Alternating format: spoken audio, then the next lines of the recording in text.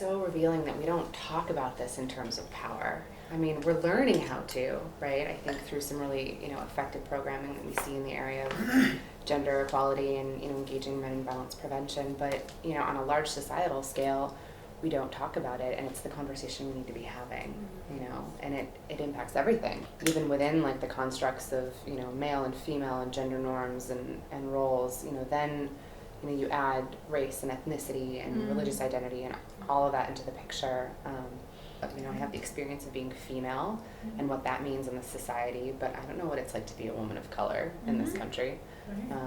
And so wrestling with that and figuring out how to sort of interact with the different constructions of power and how they intersect, these are really complicated topics. Even the way that we talk about power and powerlessness is sometimes feeding into the same system again. I recently was in a meeting planning an event for next year, and we were kind of wrestling with the concept of voice. And somebody said, I don't think that there are people who don't have voice. I would say I have a voice. Is it just being heard is the question.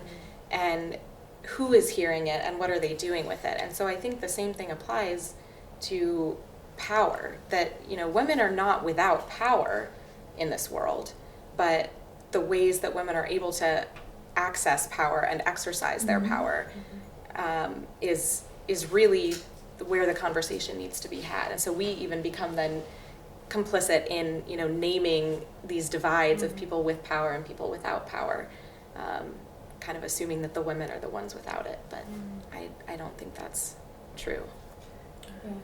And while there is this notion that you're talking about powerlessness as the first starting point when you're talking about empowerment, because that is what is missing. But then there is the other argument that, can you empower somebody else?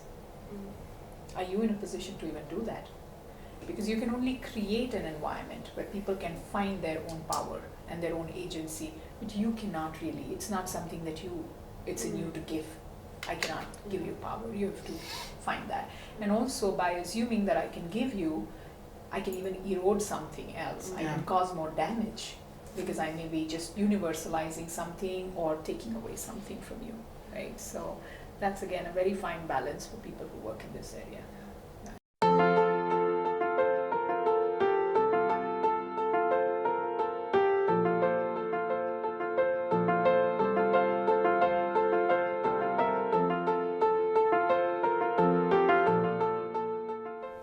A couple years ago, in one of our sessions, you shared about the experience of the Men Care campaign, working in communities where men would be involved in caregiving, how it would, economically, socially, social cohesion, everything would be positively.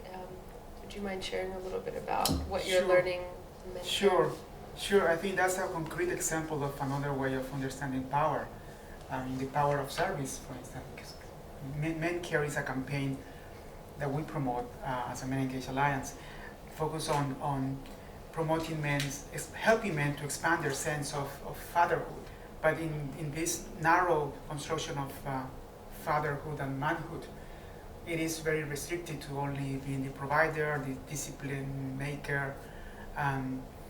So Men Care is about helping men and societies and demonstrating that it is possible that men expand their notion and integrate caring as part of their fatherhood roles in very concrete ways, caring for the children, for the sick in the family, for the elders, for each other. I mean, that's not has been part of the masculine expectation. So I think that's a concrete way of shifting the notion of power, because if the power of service is the power of expanding your skills, your potentialities toward this area, and not as a means to control others. I mean, not as a means to dominate others, simply as a means to express affection and to fulfill your responsibilities in a community, in a family. So it's exactly the kind of concrete ways to go in terms of what we are reading here, shifting this conception of power, defining power.